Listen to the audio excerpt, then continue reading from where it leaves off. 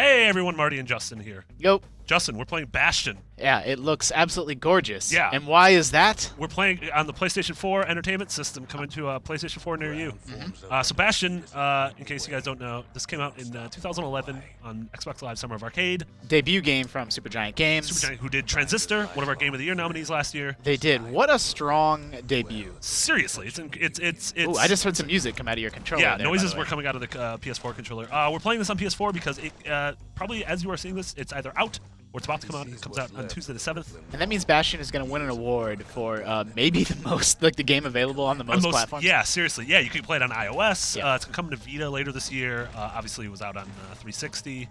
So this game is super cool. This was honestly one of my favorite games of 2011. Yeah. If you played Transistor, a lot of it, the combat is similar. It doesn't really have that slowdown strategy element that Transistor had. Yeah, I mean, I don't know how much you're going to be able to hear it because we have the volume turned down to sort of tell you about why this game's rad. But the thing that made it really special was that there is a narrator that sort of narrates everything that happens while you're playing the game. And it's like cool, like it's Whoop. stuff like that.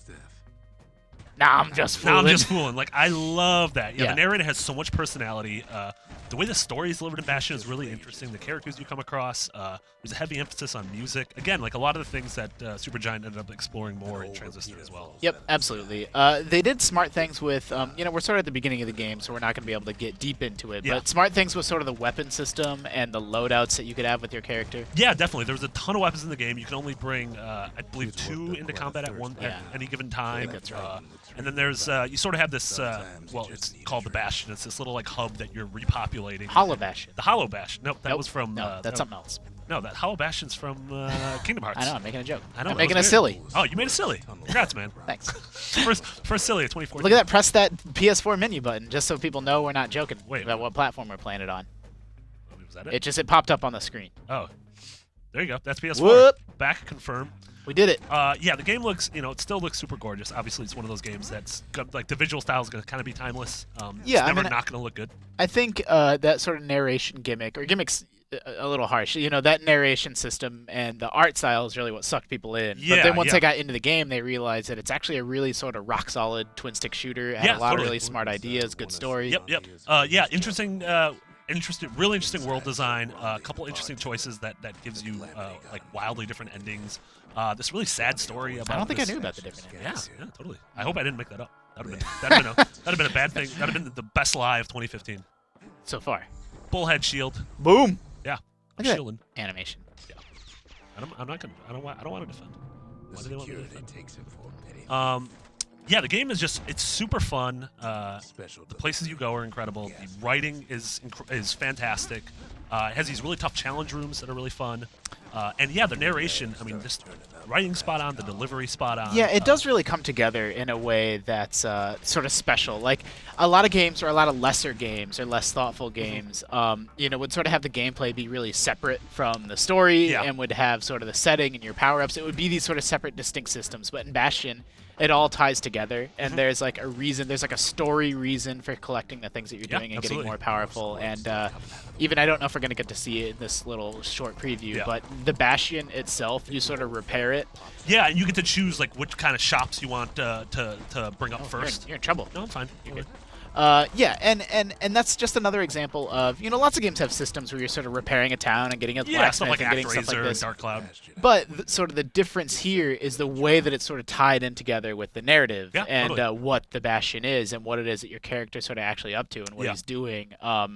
It's not necessarily a twist, but there's more going on there than there is in other games. Yeah, and I like the fact that sort of like the narrator's like telling the story. It almost feels like you're sitting around a campfire hearing the story. He just refers to you as the kid. And then it's like, who is this guy? Yeah. And it says interesting things. I like how the world is kind of being built as you are walking around it. Yeah, it's been interesting to see them continue to explore those ideas in Transistor. Yeah, definitely. In Transistor, it did another thing where every element of Transistor is sort of all there for the sole purpose of like this really united vision. Like the music is really incredible, but it plays into the gameplay and it plays into the story and it plays into the characters. It's not just, like you said, nothing feels separate. Everything feels like it's one cohesive unit. I actually like Transistor a little bit more than Bastion, but it's been interesting to sort of see them evolve those ideas, like see what they started here and then would continue on with their sort of software product. Definitely. And it's one of those, like, if you this is the first time Bastion's available on a PlayStation console, on a Sony console. So is that true? Yeah. Yeah, it never came out on PS3. PS3. And I remember, yeah, Greg, you always used to freak out about that. Weird. I guess I never even thought about it. Yeah, and so this is one of those things, definitely, if you loved Transistor last year, if you haven't played Bastion, you're going to want to pick it up this week. This game's a ton of fun. It's a cheapie, but it's super fun. So do we know, Sleva, I don't mean to put you on the spot, because I know you're not a guy that pays a lot of attention to the Ps, but did they do anything?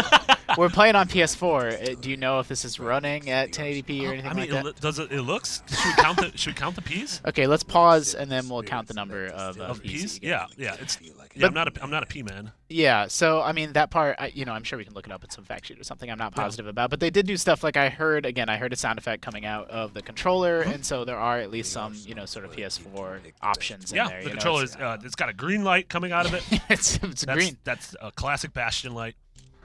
Yeah, this game's super fun. I haven't played it since I think I played a little bit of the iOS version, which I wasn't crazy about. Just I felt like the touch controls.